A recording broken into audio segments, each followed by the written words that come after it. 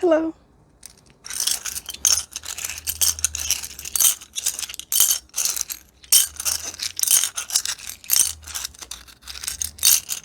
Oopsie whoopsie. Drop the seashell. So, how are you? We pick up with reading from The Art of Being and Becoming by Hazrat Inayat Khan, one of our great Sufi masters and wise thinkers and philosophers. I just love his wisdom. And I started reading him a while ago at an early age. I would say around maybe I was 19 or 20. And it had a profound impact on my way of thinking and behaving, and it gave me more of a moral compass, especially sometimes you can be in a world where it feels like anything goes. So it kind of helps to have a set of guidance. So, alrighty, let's get into it. Where did we leave off?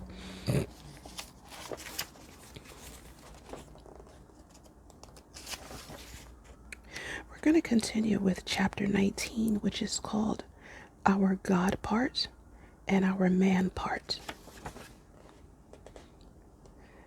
There is a verse of Zahir which says, "The seekers lost themselves before they sought thee." And the great poet Amir says, "Do not say that man is God, for he is not God.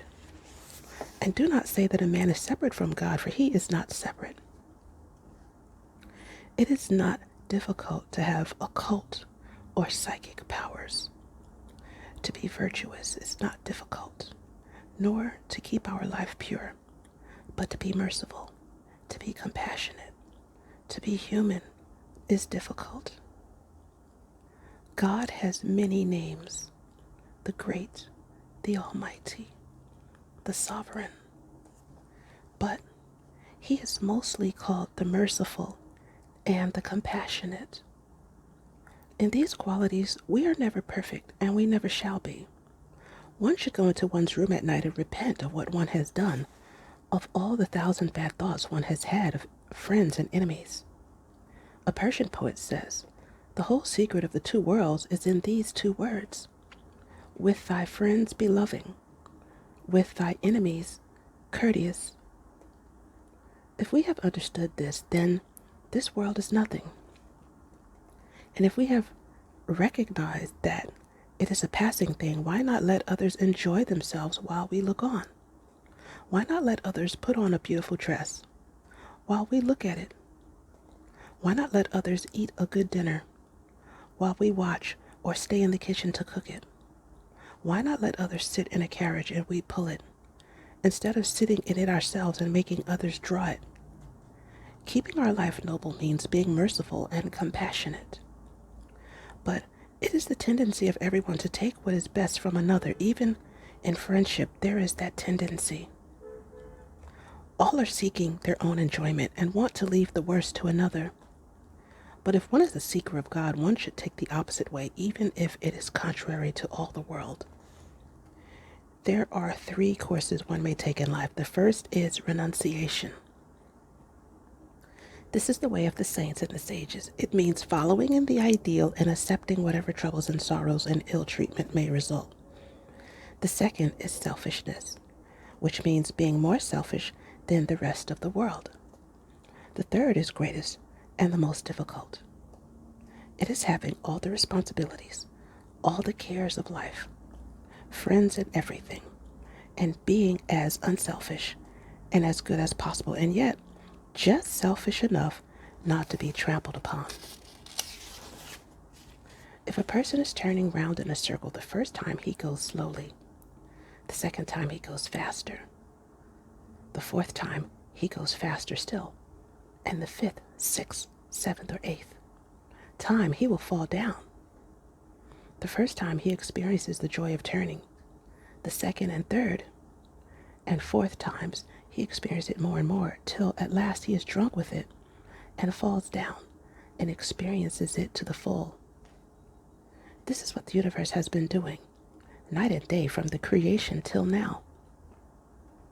In every activity, there is an intoxication. Whatever we do, we wish to do more and more. Whatever the action may be, if a man is a patriot, he will be more and more patriotic. A singer will sing more and more songs until he loses his voice. If a person gambles, he will want to do it more and more. If a person has been drunk or drugged, he will want more and more of whatever the drink or drugs may be. Hafiz says, before sunrise, the wine was poured out. The wine was borrowed from the eyes of Saki, the wine giver. Saki is manifestation, which so intoxicates us that we believe that this is all that exists, until we have become so enslaved by it that we cannot free ourselves anymore. We move on to chapter 20, called Man, the Seed of God. There are various ideas and beliefs as to the relationship between God and man. And it is natural that there should be various beliefs because every man has his own conception of God. There is no comparison between God and man, for man being limited can be compared with another being, but God being perfect is beyond comparison. The prophets and masters in all ages have tried their best to give man some idea of God's being, but it has always been difficult, for it is impossible to define God in words. It is like trying to put the ocean into a bottle. However large the bottle, it can never accommodate the ocean. The words that we use in our everyday language are the names of limited forms, and we give God, who is above name and form, a name for our convenience. If there is any possibility of understanding God and his being, it is only possible through finding the relationship between man and God. The reason for calling man the seed of God is that this picture gives to some extent an idea of the relationship that exists between man and God.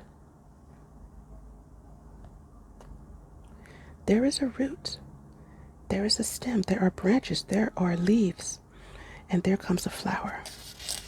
But in the heart of the flower, there is something that tells the story, the history of the whole plant. One might say that it is for the sake of the flower that the plant was created, but in point of fact, it is the seed in the heart of the flower that continues the species of that plant. That seed is the secret of the plant, and it is its source and goal. It is that seed that was the beginning. It is from that seed that the root came. Then the seedling emerged, and so it became a plant. After that, the seed disappeared. But after the coming of the leaves and branches and the flowers, it appeared again, not as one seed, but as many seeds, in multiplicity, and yet it was the same. Towards what goal, for what result did this happen? In order that the seed should come again as the result of the whole plant. To the man of simple belief, who believes only in his particular idea, there is no relationship between God and man. But for the man who wishes to understand this relationship, the proof of it is to be found in everything. This is the idea that is spoken of in the Bible, where it is said that God created man in his own image. It is the same as if the seed out of which the plant comes were to say, "Out of my own image I have created the seed that will come forth from the heart of the flower. I shall appear as many. Although in the beginning I am one grain." And I'm going to stop it here. Well, thanks for listening. I kept it really short today. Thanks for listening. Like and subscribe. Catch me in the next video, and may you find lasting happiness. Bye.